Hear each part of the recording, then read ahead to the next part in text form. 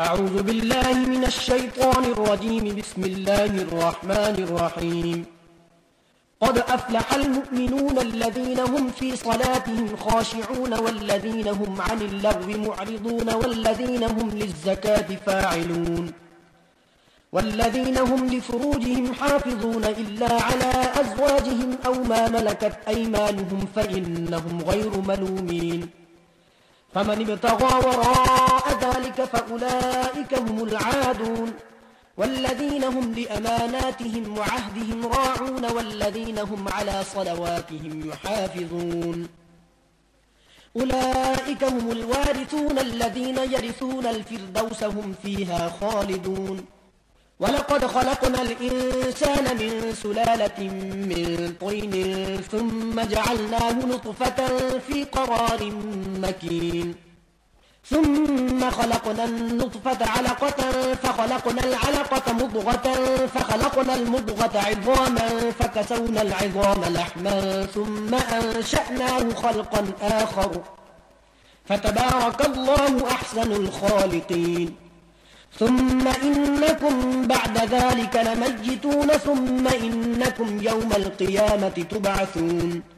ولقد خلقنا فوقكم 7 طرائق وما كنا عن الخلق غافلين. وأنزلنا من السماء ماء بقدر فأسكناه في الأرض وإنا على ذهاب به لقادرون. فأنشأنا لكم به جنات من نخيل وأعناب لكم فيها فواكه كثيرة ومنها تأكلون. وشجرة تخرج من طور سيناء تنبت بالدهن وصبغ للآكلين. وإن لكم في الأنعام لعبرة نسقيكم مما في بطونها ولكم فيها منافع كثيرة ومنها تأكلون وعليها وعلى الفلك تحملون. ولقد أرسلنا نوحا إلى قومه فقال يا قوم اعبدوا الله ما لكم من إله غيره أفلا تتقون. فقال الملأ الذين كفروا من قومه ما هذا إلا بشر مثلكم يريد أن يتفضل عليكم ولو شاء الله لأنزل ملائكة ما سمعنا بهذا في آبائنا الأولين إن هو إلا رجل به جنة فتربصوا به حتى حين. قال رب انصرني بما كذبون. فأوحينا إليه أن اصنع الفلك بأعيننا ووحينا فإذا جاء أمرنا وفاردت النور فاسلك فيها من كل زوجين 2 وأهلك إلا من سبق عليه القول منهم ولا تخاطبني في الذين ظلموا إنهم مغرقون. فإذا استويت أنت ومن معك على الفلك فقل الحمد لله الذي نجانا من القوم الظالمين وقل رب أنزلني منزلا مباركا وأنت خير المنزلين. إن في ذلك لآيات وإن كنا لمبتلين ثم أنشأنا من بعدهم قرنا آخرين. فأرسلنا فيهم رسولا منهم أن اعبدوا الله ما لكم من إله غيره أفلا تتقون. وقال الملأ من قومه الذين كفروا وكذبوا بلقاء الآخرة وأترفناهم في الحياة الدنيا ما هذا إلا بشر مثلكم يأكل مما تأكلون منه ويشرب مما تشربون ولئن أطعتم بشرا مثلكم إنكم إذا لخاسرون.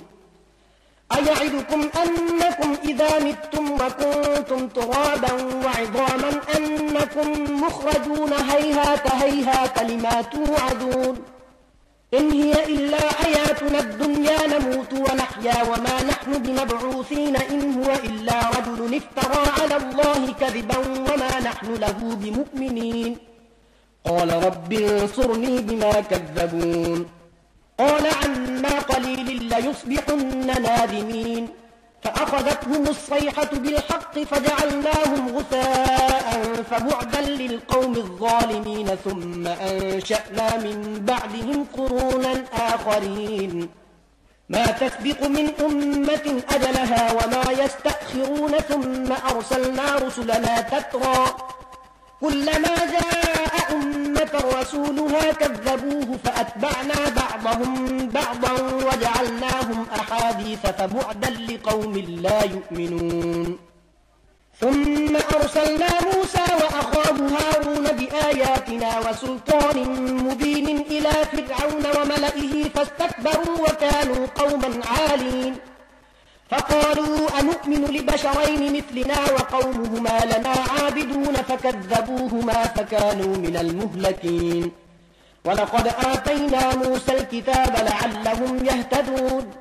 وجعلنا ابن مريم وأمه آية وآويناهما إلى ربوة ذات قرار ومعين يا أيها الرسل كلوا من الطيبات واعملوا صالحا إني بما تعملون عليم وإن هذه أمتكم أمة واحدة وأنا ربكم فاتقون فتقطعوا أمرهم بينهم زبرا كل حزب بما لديهم فرحون فذرهم في غمرتهم حتى حين أيحسبون أن ما نمدهم به من مال وبنين نسارع لهم في الخيرات بل لا يشعرون إن الذين هم من خشية ربهم مشفقون والذين هم بآيات ربهم يؤمنون والذين هم بربهم لا يشركون والذين يؤتون ما آتوا وقلوبهم وجلة أنهم إلى ربهم راجعون أولئك يسارعون في الخيرات وهم لها سابقون ولا نكلف نفسا إلا وسعها ولدينا كتاب ينطق بالحق وهم لا يظلمون بل قلوبهم في غمرة من هذا ولهم أعمال من دون ذلك هم لها عاملون حتى إذا أخذنا مترفيهم بالعذاب إذا هم يجأرون لا تجأروا اليوم إنكم منا لا تنصرون قد كانت آياتي تتلى عليكم فكنتم على أعقابكم تنكصون مستكبرين به سامرا تهجرون أفلم يدبروا القول أم جاءهم ما لم يأت آباءهم الأولين أم لم يعرفوا رسولهم فهم له منكرون أم يقولون به جنة بل جاءهم بالحق وأكثرهم للحق كارهون ولو اتبع الحق أهواءهم لفسدت السماوات والأرض ومن فيهن بل أتيناهم بذكرهم فهم عن ذكرهم معرضون أم تسألهم خرجا فخراج ربك خير وهو خير الرازقين وإنك لتدعوهم إلى صراط مستقيم وإن الذين لا يؤمنون بالآخرة عن الصراط لناكبون ولو رحمناهم وكشفنا ما بهم من ضر للجوا في طغيانهم يعمهون ولقد أخذناهم بالعذاب فما استكانوا لربهم وما يتضرعون حتى إذا فتحنا عليهم بابا ذا عذاب شديد إذا هم فيه مبلسون وهو الذي أنشأ لكم السمع والأبصار والأفئدة قليلا ما تشكرون وهو الذي ذرأكم في الأرض وإليه تحشرون وهو الذي يحيي ويميت وله اختلاف الليل والنهار أفلا تعقلون بل قالوا مثل ما قال الأولون قالوا أئذا متنا وكنا ترابا وعظاما أئنا لمبعوثون لقد وعدنا نحن وآباؤنا هذا من قبل إن هذا إلا أساطير الأولين قل لمن الأرض ومن فيها إن كنتم تعلمون سيقولون لله قل أفلا تذكرون قل من رب السماوات السبع ورب العرش العظيم سيقولون لله قل أفلا تتقون قل من بيده ملكوت كل شيء وهو يجير ولا يجار عليه إن كنتم تعلمون سيقولون لله قل فأنى تسحرون بل أتيناهم بالحق وإنهم لكاذبون ما اتخذ الله من ولد وما كان معه من إله إذا لذهب كل إله بما خلق ولعلى بعضهم على بعض سبحان الله عما يصفون عالم الغيب والشهادة فتعالى عما يشركون قل رب إما تريني ما يوعدون رب فلا تجعلني في القوم الظالمين وإنا على أن نريك ما نعدهم لقادرون ادفع بالتي هي أحسن السيئة نحن أعلم بما يصفون وقل رب أعوذ بك من همزات الشياطين وأعوذ بك رب أن يحضرون حتى إذا جاء أحدهم الموت قال رب ارجعون لعلي أعمل صالحا فيما تركت كلا إنها كلمة هو قائلها ومن ورائهم برزخ إلى يوم يبعثون فإذا نفخ في الصور فلا أنساب بينهم يومئذ ولا يتساءلون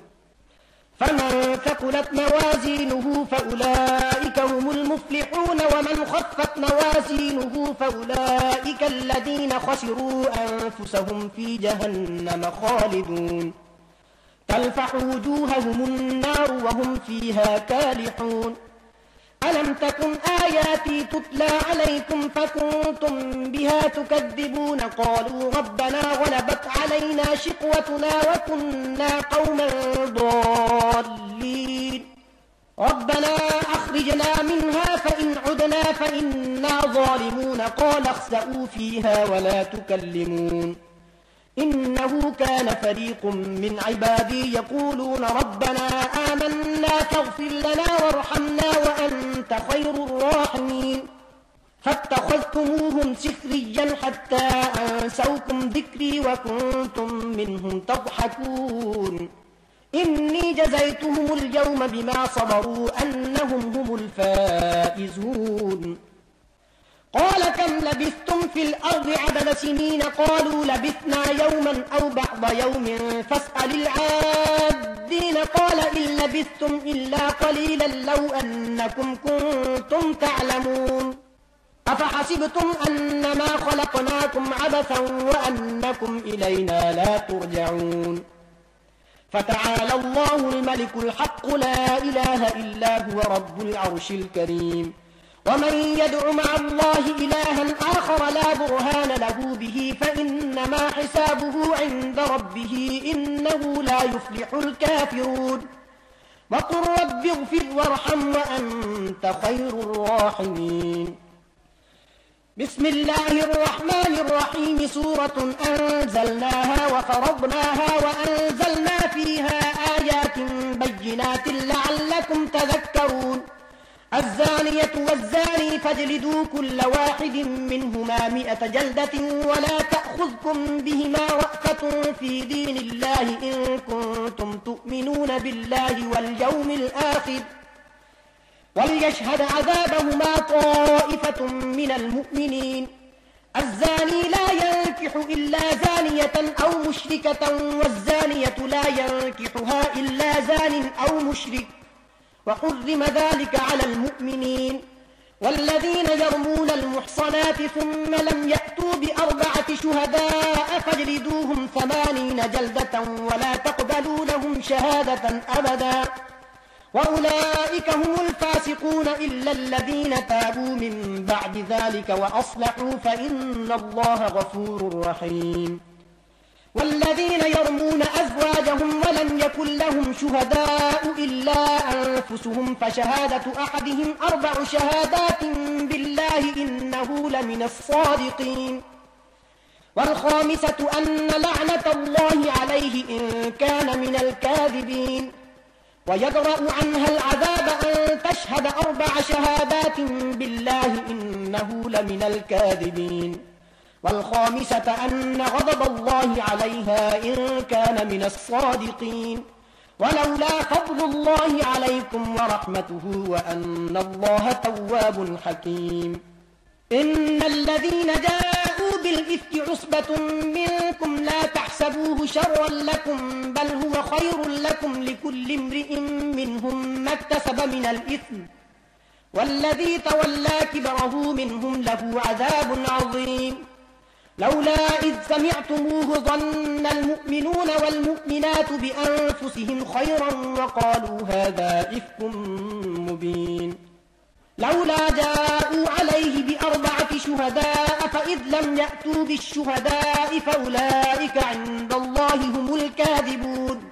ولولا فضل الله عليكم ورحمته في الدنيا والآخرة لمسكم فيما أفضتم فيه عذاب عظيم.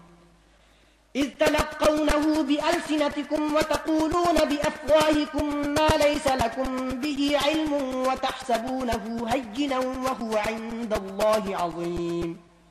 ولولا إذ سمعتموه قلتم ما يكون لنا أن نتكلم بهذا سبحانك هذا بهتان عظيم. يعظكم الله أن تعودوا لمثله أبدا إن كنتم مؤمنين ويبين الله لكم الآيات والله عليم حكيم. إن الذين يحبون أن تشيع الفاحشة في الذين آمنوا لهم عذاب أليم في الدنيا والآخرة والله يعلم وأنتم لا تعلمون. ولولا فضل الله عليكم ورحمته وأن الله رؤوف رحيم. يا أيها الذين آمنوا لا تتبعوا خطوات الشيطان ومن يتبع خطوات الشيطان فإنه يأمر بالفحشاء والمنكر ولولا فضل الله عليكم ورحمته ما زكى منكم من أحد أبدا ولكن الله يزكي من يشاء والله سميع عليم. ولا يأتل أولو الفضل منكم والسعة أن يؤتوا أولي القربى والمساكين والمهاجرين في سبيل الله وليعفوا وليصفحوا ألا تحبون أن يغفر الله لكم والله غفور رحيم. إن الذين يرمون المحصنات الغافلات المؤمنات لعنوا في الدنيا والآخرة ولهم عذاب عظيم. يوم تشهد عليهم ألسنتهم وأيديهم وأرجلهم بما كانوا يعملون. يومئذ يوفيهم الله دينهم الحق ويعلمون أن الله هو الحق المبين. الخبيثات للخبيثين والخبيثون للخبيثات والطيبات للطيبين والطيبون للطيبات أولئك مبرؤون مما يقولون لهم مغفرة ورزق كريم.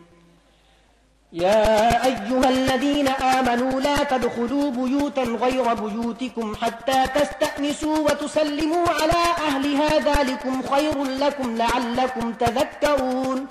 فإن لم تجدوا فيها أحدا فلا تدخلوها حتى يؤذن لكم وإن قيل لكم ارجعوا فارجعوا هو أزكى لكم والله بما تعملون عليم. ليس عليكم جناح أن تدخلوا بيوتا غير مسكونة فيها متاع لكم والله يعلم ما تبدون وما تكتمون. قل للمؤمنين يغضوا من أبصارهم ويحفظوا فروجهم ذلك أزكى لهم إن الله خبير بما يصنعون. وقل للمؤمنات يغضضن من أبصارهن ويحفظن فروجهن ولا يبدين زينتهن إلا ما ظهر منها وليضربن بخمرهن على جيوبهن ولا يبدين زينتهن إلا لبعولتهن أو آبائهن أو آباء بعولتهن أو أبنائهن أو أبناء بعولتهن أو إخوانهن أو بني إخوانهن أو بني أخواتهن أو نسائهن أو ما ملكت أيمانهن أو التابعين غير أولي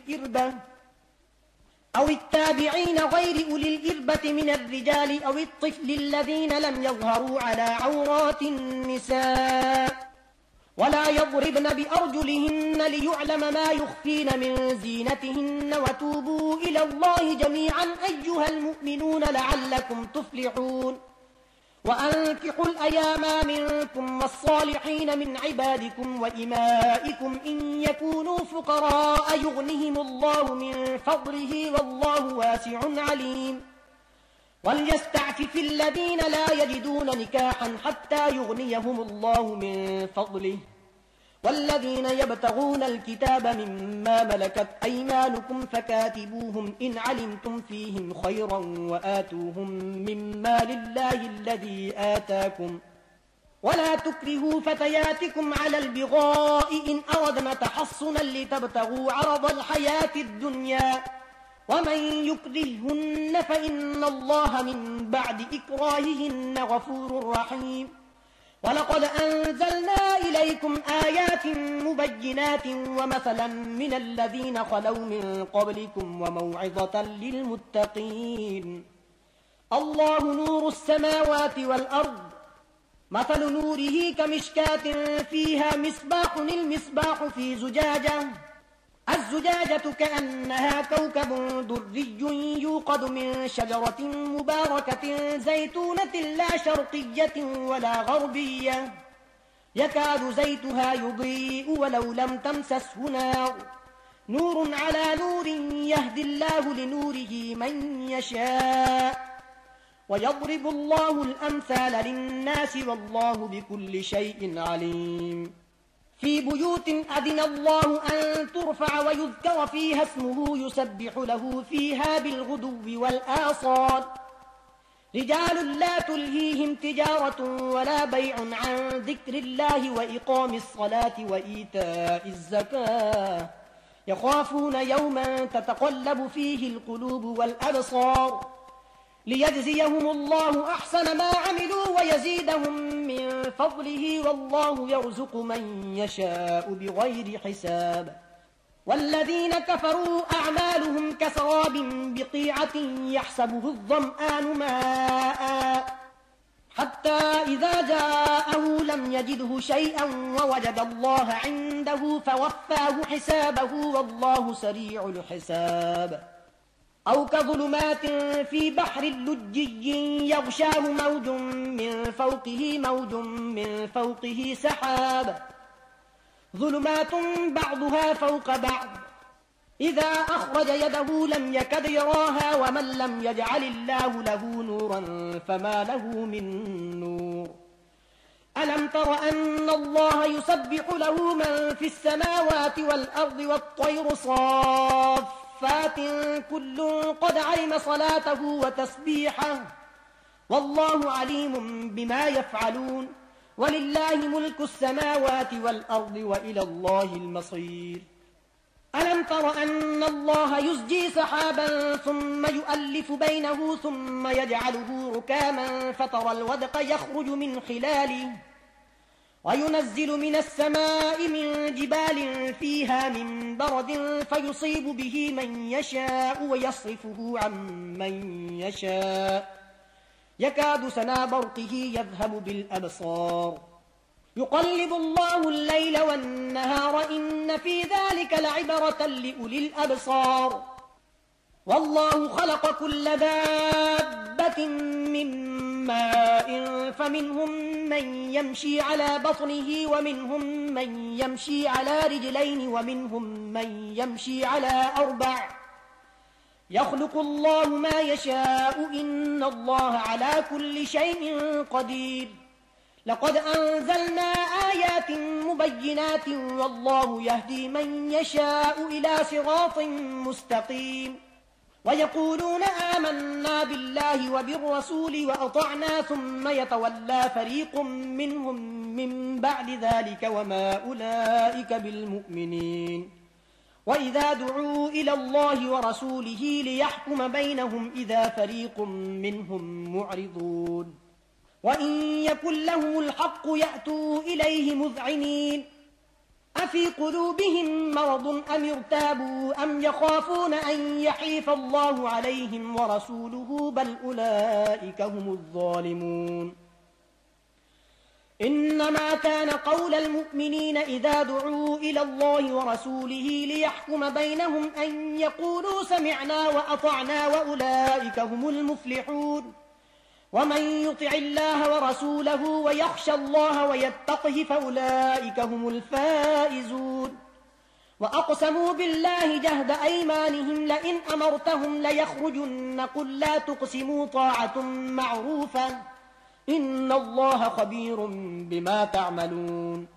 قل أطيعوا الله وأطيعوا الرسول فإن تولوا فإنما عليه ما حمل وعليكم ما حملتم وإن تطيعوه تهتدوا وما على الرسول إلا البلاغ المبين وعد الله الذين آمنوا منكم وعملوا الصالحات ليستخلفنهم في الأرض كما استخلف الذين من قبلهم وليمكنن لهم دينهم الذي ارتضى لهم وليبدلنهم من بعد خوفهم أمنا يعبدونني لا يشركون بي شيئا ومن كفر بعد ذلك فأولئك هم الفاسقون وأقيموا الصلاة وآتوا الزكاة وأطيعوا الرسول لعلكم ترحمون لا تحسبن الذين كفروا معجزين في الأرض ومأواهم النار ولبئس المصير يا أيها الذين آمنوا ليستأذنكم الذين ملكت أيمانكم والذين لم يبلغوا الحلم منكم 3 مرات من قبل صلاة الفجر وحين تضعون ثيابكم من الظهيرة ومن بعد صلاة العشاء 3 عورات لكم ليس عليكم ولا عليهم جناح بعدهن طوافون عليكم بعضكم على بعض كذلك يبين الله لكم الآيات والله عليم حكيم وإذا بلغ الأطفال منكم الحلم فليستأذنوا كما استأذن الذين من قبلهم كذلك يبين الله لكم آياته والله عليم حكيم والقواعد من النساء اللاتي لا يرجون نكاحا فليس عليهن جناح أن يضعن ثيابهن غير متبرجات بزينة وأن يستعففن خير لهن والله سميع عليم ليس على الأعمى حرج ولا على الأعرج حرج ولا على المريض حرج ولا على أنفسكم أن تأكلوا من بيوتكم أو بيوت آبائكم أو بيوت أمهاتكم أو بيوت إخوانكم أو بيوت أخواتكم أو بيوت أعمامكم أو بيوت عماتكم أو بيوت أخوالكم أو بيوت خالاتكم أو ما ملكتم مفاتحه أو صديقكم ليس عليكم جناح أن تأكلوا جميعا أو أشتاتا فإذا دخلتم بيوتا فسلموا على أنفسكم تحية من عند الله مباركة طيبة كذلك يبين الله لكم الآيات لعلكم تعقلون إنما المؤمنون الذين آمنوا بالله ورسوله وإذا كانوا معه على أمر جامع لم يذهبوا حتى يستأذنوه إن الذين يستأذنونك أولئك الذين يؤمنون بالله ورسوله فإذا استأذنوك لبعض شأنهم فأذن لمن شئت منهم واستغفر لهم الله إن الله غفور رحيم لا تجعلوا دعاء الرسول بينكم كدعاء بعضكم بعضا قد يعلم الله الذين يتسللون منكم لواذا فليحذر الذين يخالفون عن أمره أن تصيبهم فتنة أو يصيبهم عذاب أليم ألا إن لله ما في السماوات والأرض قد يعلم ما أنتم عليه ويوم يرجعون إليه فينبئهم بما عملوا والله بكل شيء عليم بسم الله الرحمن الرحيم تبارك الذي نزل الفرقان على عبده ليكون للعالمين نذيرا الذي له ملك السماوات والأرض ولم يتخذ ولدا ولم يكن له شريك في الملك وخلق كل شيء فقدره تقديرا واتخذوا من دونه آلهة لا يخلقون شيئا وهم يخلقون ولا يملكون لأنفسهم ضرا ولا نفعا ولا يملكون موتا ولا حياة ولا نشورا. وقال الذين كفروا إن هذا إلا إفك افتراه وأعانه عليه قوم آخرون فقد جاءوا ظلما وزورا. وقالوا أساطير الأولين اكتتبها فهي تملى عليه بكرة وأصيلا. قل أنزله الذي يعلم السر في السماوات والأرض إنه كان غفورا رحيما. وقالوا ما لهذا الرسول يأكل الطعام ويمشي في الأسواق لولا أنزل إليه ملك فيكون معه نذيرا أو يلقى إليه كنز أو تكون له جنة يأكل منها. وقال الظالمون إن تتبعون إلا رجلا مسحورا. انظر كيف ضربوا لك الأمثال فضلوا فلا يستطيعون سبيلا. تبارك الذي إن شاء جعل لك خيرا من ذلك جنات تجري من تحتها الأنهار ويجعل لك قصورا بل كذبوا بالساعة وأعتدنا لمن كذب بالساعة سعيرا. إذا رأتهم من مكان بعيد سمعوا لها تغيظا وزفيرا. وإذا ألقوا منها مكانا ضيقا مقرنين دعوا هنالك ثبورا. لا تدعوا اليوم ثبورا واحدا وادعوا ثبورا كثيرا. قل أذلك خير أم جنة الخلد التي وعد المتقون كانت لهم جزاء ومصيرا. لهم فيها ما يشاءون خالدين كان على ربك وعدا مسئولا. ويوم يحشرهم وما يعبدون من دون الله فيقول أأنتم أضللتم عبادي هؤلاء أم هم ضلوا السبيل. قالوا سبحانك ما كان ينبغي لنا أن نتخذ من دونك من أولياء ولكن متعتهم وآباءهم حتى نسوا الذكر وكانوا قوما بورا. فقد كذبوكم بما تقولون فما تستطيعون صرفا ولا نصرا. ومن يظلم منكم نذقه عذابا كبيرا. وما أرسلنا قبلك من المرسلين إلا إنهم ليأكلون الطعام ويمشون في الأسواق وجعلنا بعضكم لبعض فتنة أتصبرون وكان ربك بصيرا. صدق الله العظيم.